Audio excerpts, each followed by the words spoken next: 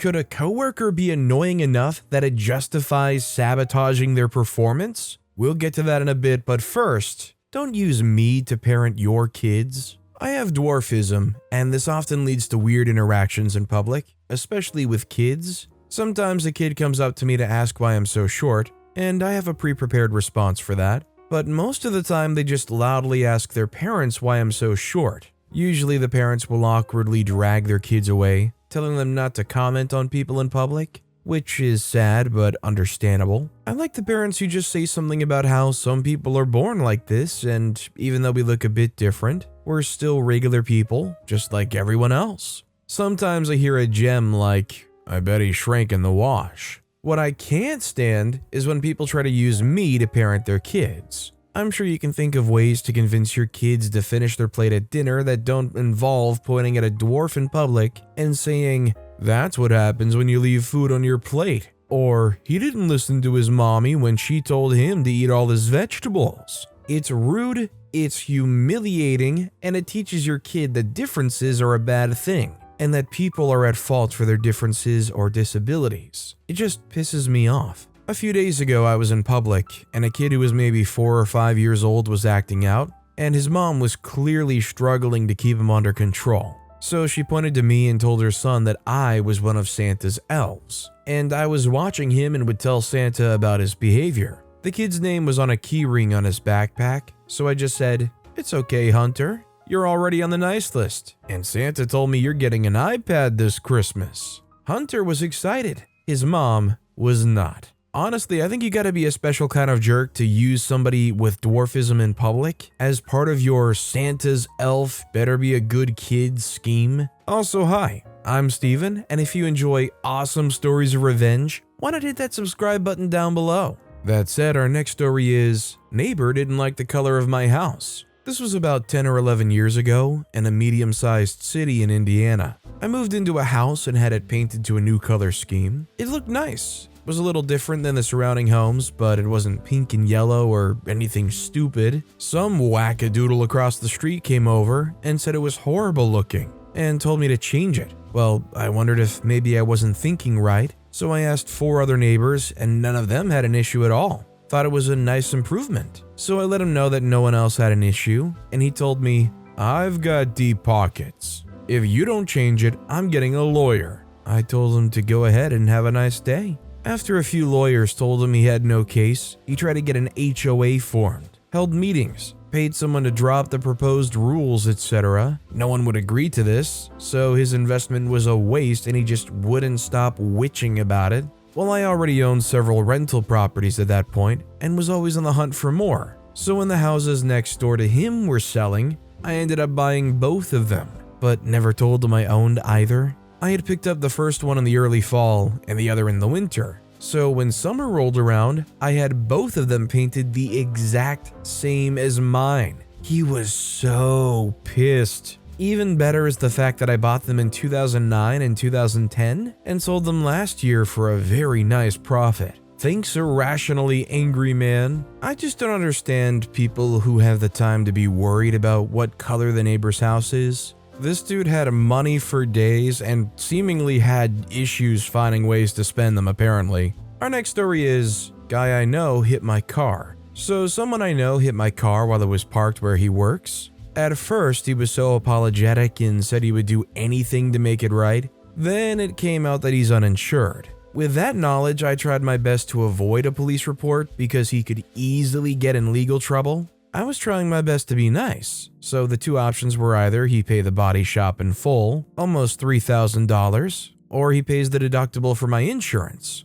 Repairs are made, and then he works with the insurance to pay them back. Even if this means garnishment, at least this would avoid suspension of his license or right to register. Anyway, I text him just expressing the importance of figuring this out, because we have 30 days to file and it was already a week and a half since. My insurance agent also asked me to relay that the paying the deductible, then paying them, is best to avoid repercussions. So I did. Mind, I've been nice this entire time, even though he totally trashed my car because he decided to whip out of a parking space way too fast and the wrong way without looking. I didn't even tell anyone else but my agent, mother, grandma, partner, and boss since I had to go to my vehicle while working. He proceeds to text me, "I've been driving longer than you've been born. I think I know this stuff." He's maybe 40, I'm 26. It's not like he's been driving 50 plus years. Plus, no matter how long you've driven, doesn't make you knowledgeable or good at driving. I respond that there's really no need for sarcasm, and I was just relaying something I was specifically asked to by my agent. He continues with that I'm lecturing him. I told him it wasn't a lecture, just a message being relayed. If anything, it was my agent lecturing him for driving uninsured for 6+ months. He continued on, even saying, "I can do this all day, and every text you send I can respond," even when I'd stopped and asked him to never contact me again. Since he wanted to play this game, I decided to not only tell my insurance to go after him for whatever they can, I included everything where he admitted fault so that they can use it in court when they go after him, and even filed a police report so we can obtain the video evidence of him hitting my car. So yeah, now he's at risk for losing his license and right to register. Do I care? Nah. Don't drive without insurance. Also, don't be rude to the person you hit who is trying to help you out even though you're completely at fault.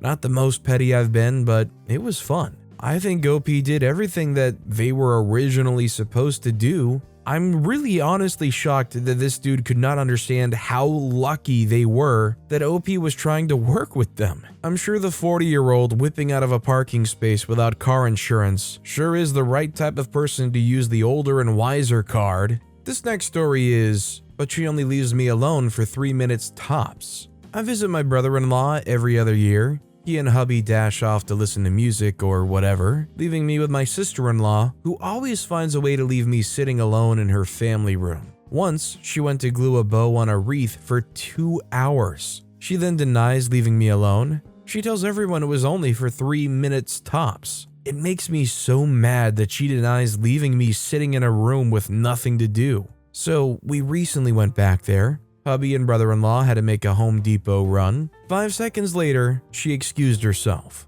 I waited patiently for 15 minutes. I then walked to the kitchen and pulled out 3 utensils from her utensil drawer and hid them. I sat back down, but she still didn't return, so I walked back in and opened both utensil drawers. I put one in the washer, one in the dryer, one in the pantry. I hid every last utensil. When we left, she hadn't yet graced me with her presence. I told the rest of the family how she left me sitting alone in her house again, and for the first time ever, she couldn't deny it. Denying it would mean that she had to explain how I was alone long enough to hide every utensil in her kitchen.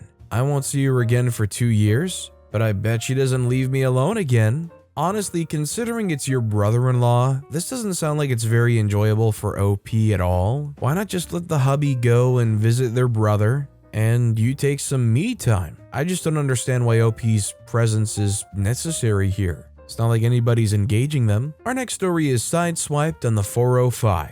A lady sideswiped me on the freeway on the way to work, and then didn't pull over to stop. I had to get up in front of her, no easy task in traffic, and stop to get her to finally get out and exchange infos. She didn't speak very good English, but I managed to get her contact and insurance info. By this point, I'd cooled down a little, so I let her go on her way because we were blocking traffic, and I still had to get to work. Later that day, her son called me and asked if they could take care of it without bringing insurance into it. The guy seemed sincere, so I initially agreed, despite the fact that she had tried to hit and run, and quite frankly, the damage to my car was pretty minimal. Of course, he ghosted me after that. I called his cell, his work, and his mother's number repeatedly over the course of more than a week, and got butt kiss in return. So I called the cops. I filed a report, called my insurance, and called her insurance with the police report number. My insurance wanted me to get inspected by the representative, and when I took it in, the guy told me outright that the damage was minor. He implied that it might not be worth my while to file a claim. What with the time it would take and getting a rental and all that, I told him outright that 1, she had tried to hit and run, and 2, she and her son had ghosted me afterwards. Because of that, I was determined to make her pay every cent. And I wanted my car to look brand spanking new when it was all over. If they had made good on their word, I probably would have buffed out the paint myself and lived with a small dent on that side. But this way, instead of just cutting me a check for about $600 or $700, they and/or their insurance had to pay almost $1,500 for OEM parts and paint for the repairs. And she now has a hit and run on her record. My rep later told me that there was a very good chance that her insurance company would drop her, and it would be hard for her to get new coverage. A hit and run is much more serious than just trading paint on the freeway. Lesson learned, let your insurance company put in the work of going after someone who owes you. That's what you pay them for. A definite word of advice is if you're in a situation like this and you can come to an agreement outside of involving your insurance, 100% you should pursue that. Because God forbid, even if you didn't get a hit and run charge, Lord knows you'll probably be spending way more than $600 or $700 in the long run because of how much your insurance rates are going to skyrocket. Our next story is, park your bike in my corral? Good luck getting it back. This happened just before summer ended. At the grocery store where I work, there's this large cart corral at the front of the store, directly in front of you when you walk in the doors. This corral holds 90 plus shopping carts when full, in 4 columns of interlocked metal. So you can imagine how much empty space there is when it's not full. One of my duties is to keep an eye on that corral, and when it starts to get empty, go out and refill it with carts in the parking lot.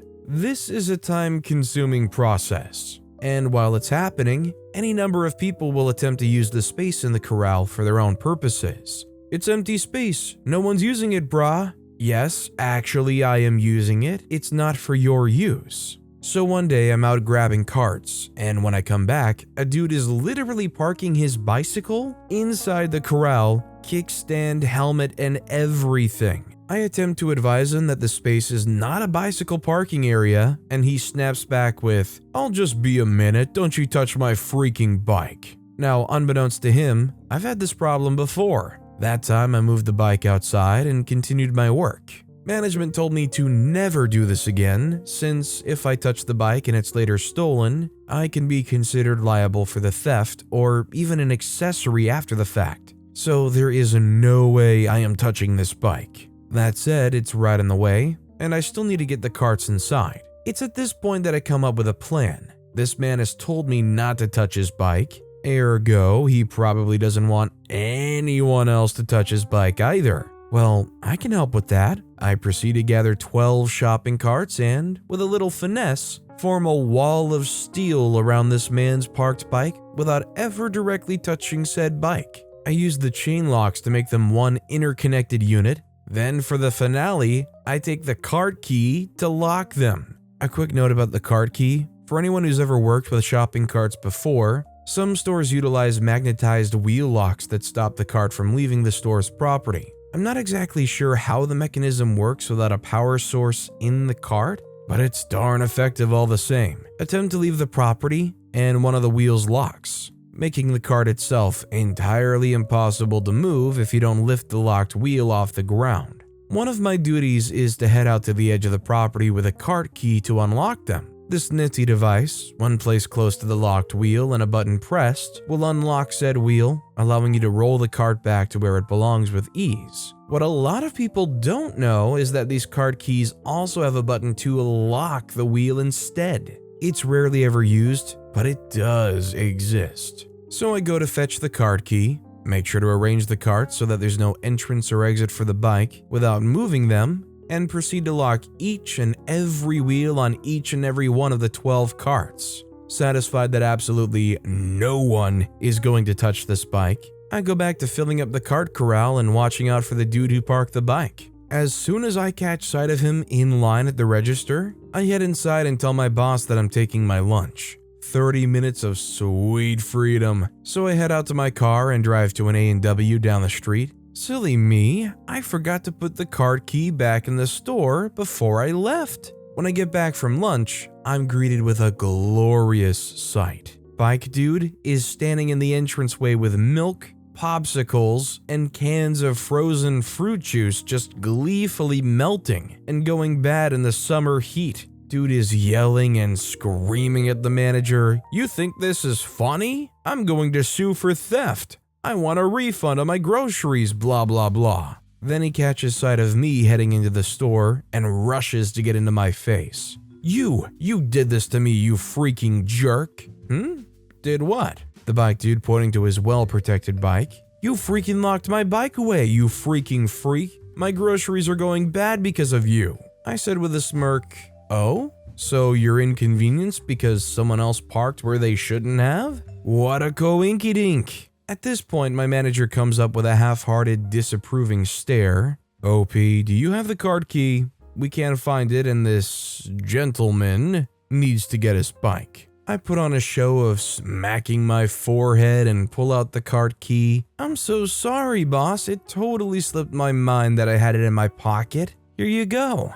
Bike dude tried to have me fired for that stunt, but it was rightfully pointed out to him that he'd parked his bicycle where it was not supposed to go, and that while my particular parking job was not company policy per se, that was where carts were supposed to go, and he should have expected his bike to be buried by the carts. I did get a stern lecture about intentionally locking the carts to make his day worse, but my manager was trying his hardest not to laugh while he did so I think I'm in the clear. 100% if there's that little shopping cart corral and you choose to park your bike in there, you kind of deserve it if you come back to your bike being fenced in by shopping carts. That's literally where they go. Our next story is revenge for firing my son. Even though it's been a number of years, I'm going to be somewhat general in my post just in case they read this. My son was working for a well-known gas station chain. He worked the night shift and constantly dealt with overdoses in the parking lot, bathrooms, etc. Most of these were friends or boyfriends or girlfriends of the workers and managers. Literally almost everyone that worked there was on some type of substance.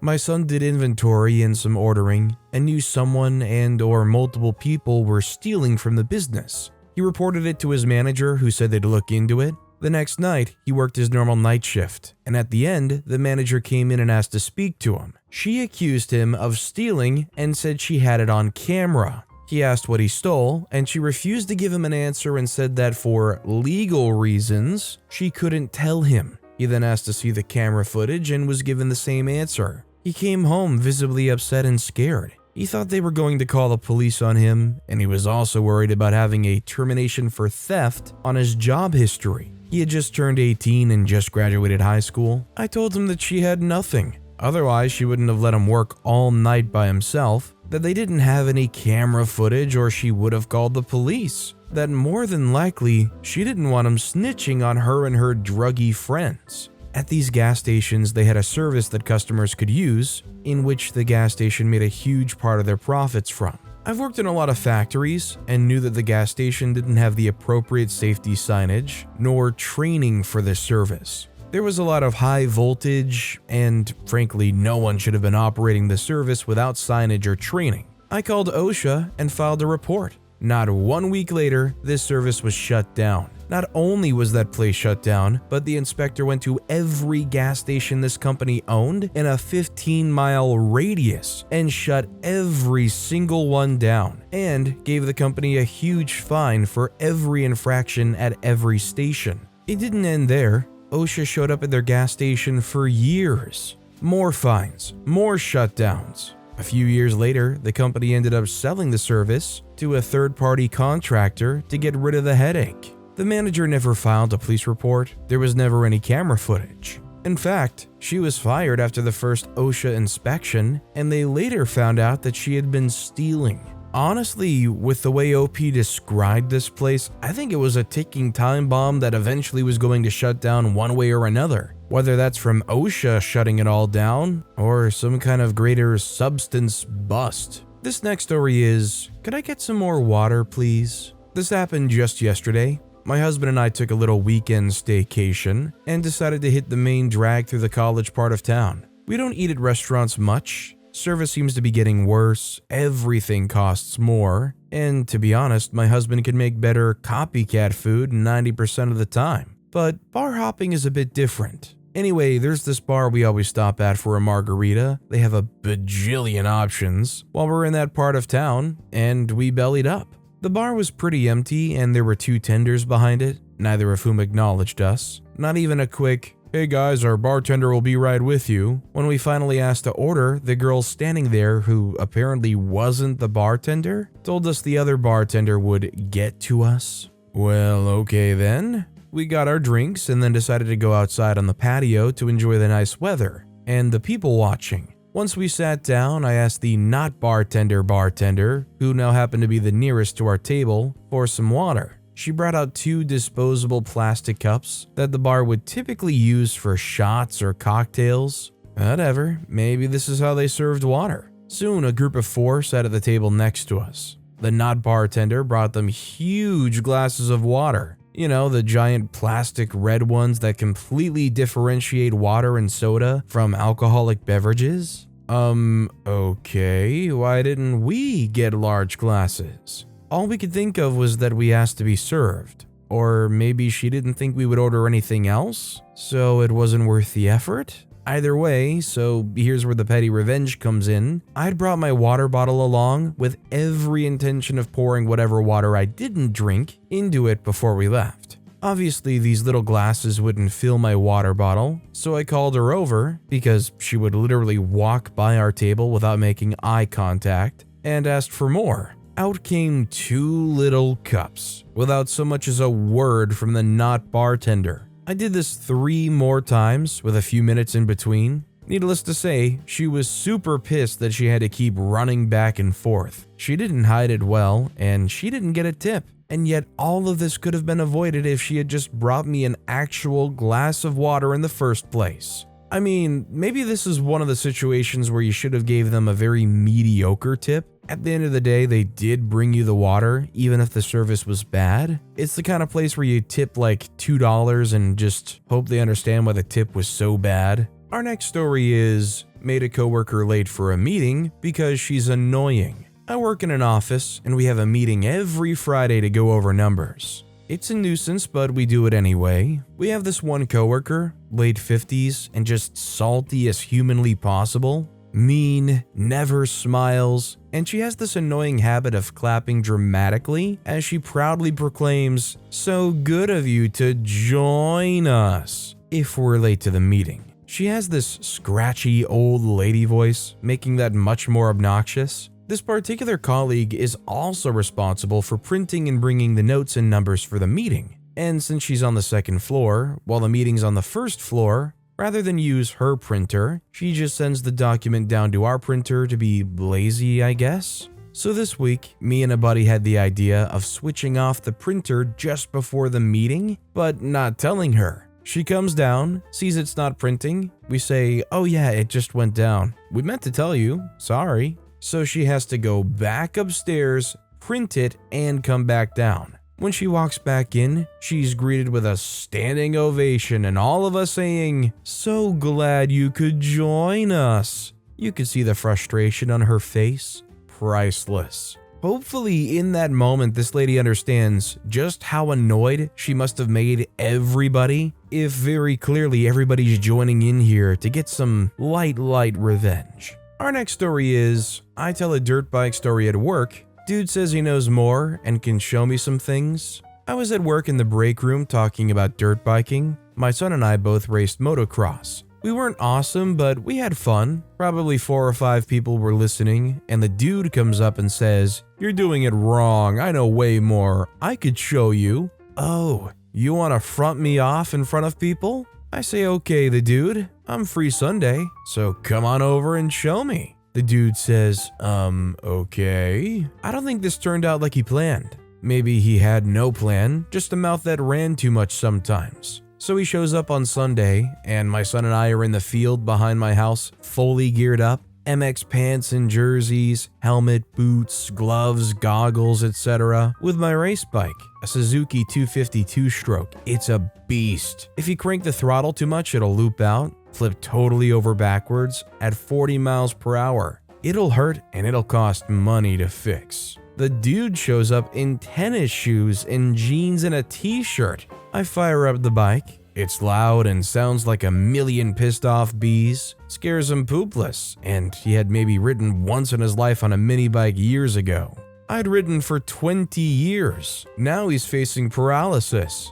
But I'm holding his feet to the fire. My 12-year-old son knows the deal and he's right with me. I ride it around, doing wheelies and hitting top gear, over 50 miles per hour across the field, hitting small jumps and getting some small air. I fly up, slide to a stop, and shut it off. Here you go. Show me how it's done. I hand the bike to him. It's very quiet now. The dude is peeing down both legs. He let his mouth talk him into a spot he doesn't have the talent for, and it just might put him in the ER. Probably not how he planned on spending his Sunday. He gets on the bike and you can practically hear his knees knocking against the bike. He tries to kickstart it. He can't. I take the bike and fire it up on the first kick. He gets back on and kills it as he's too scared to give it enough gas. Can't even operate the clutch. He can't start it. I take it back, fire it up, give it back, and he kills it again. I know he sucks. My son knows he sucks, and he knows he sucks. We all know it's gonna go bad for him. The only question is how bad. I start it again, tell him it's easy, do some wheelies, and give it back.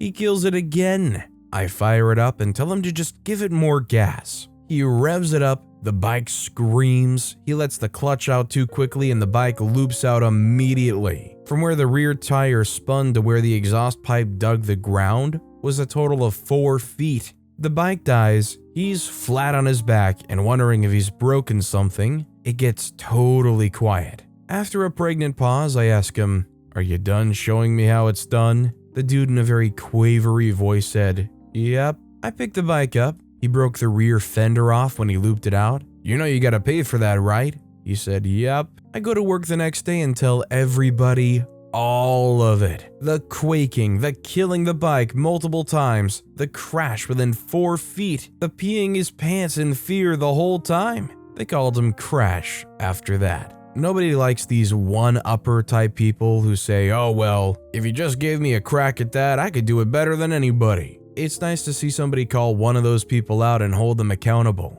That said, our final story of the day is, I have to pay to print personal stuff at work? So do you, boss. Many years ago, I worked for an organization providing frontline customer service. It was a decent place to work, but our manager had lots of rules. One of the rules was that we couldn't do any personal printing with the printers at work. If we did, we were expected to pay 50 cents per page for black and white printing and $1 per page for color. I'm not sure who made this rule, but the manager was constantly reminding us. Our desks were not assigned, meaning any day you could be sitting at any desk, depending on your assigned tasks for the day. One day I was interviewing for another job within the organization, but at another location. Prior to the interview, the manager of the other location asked me if I'd mind printing a copy of my resume and bringing it with me as their printers were down for the day. I said no problem and figured I'd print it at work since it was work related. I was sitting at a desk that didn't have a printer at it.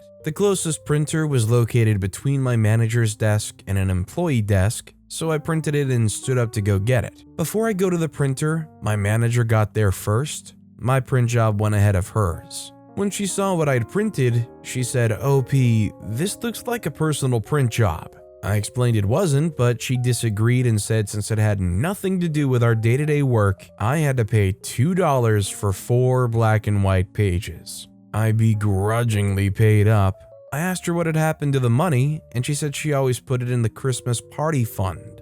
Alright. A few weeks later, I was sitting at the desk with the printer at it. It was lunchtime and everyone except my manager agreed to go to a nearby restaurant for lunch. I had walked out of our building and realized I forgot my wallet, so I quickly ran back in to get it. When I got to my desk, I could hear the printer going. I was curious what was being printed as it was spitting out page after page. I quickly glanced at the pile and saw at least 100 pages printed in color, announcing a Sweet 16 for Trista, our manager's daughter. It very obviously belonged to my manager. My manager came out of the bathroom a moment later and seemed shocked to see me standing there. I picked up the pile and passed it to her and told her our Christmas party fund was going to be getting a big boost. She said nothing but looked really uncomfortable. A few weeks later, our district manager made his quarterly visit. He talked about the upcoming Christmas party and how excited he was for it. I decided it was time for some petty revenge.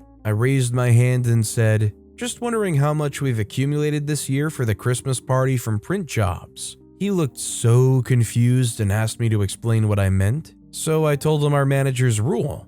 He got really quiet and said he'd have to review this. The next day, my manager sent an email saying that the printing rule was something she was misinformed on and would be abolished immediately. Me, being the little crap disturber I am, hit reply all and asked what would happen to the already accumulated funds. Someone else said that we should have a nice healthy fund for a pizza lunch, and everyone agreed. The next day, I hear my manager ordering 10 pizzas for lunch, also used her own personal credit card to pay for it all. Do I think she was pocketing the printing money all along? Absolutely. But it was fun making her sweat and then having to spend nearly $300 the next day to make up for it. Oh gosh, finding out that they not only surely pocketed all of that money, but went and broke their own rules too? This manager sounds just awful. But with that being said, that's all the time we have for today. Now, if you want to hear another awesome story of revenge, check out that video on the left. Or if you missed my latest video, check out that video on the right. That said, I'll see you all next time with some more stories.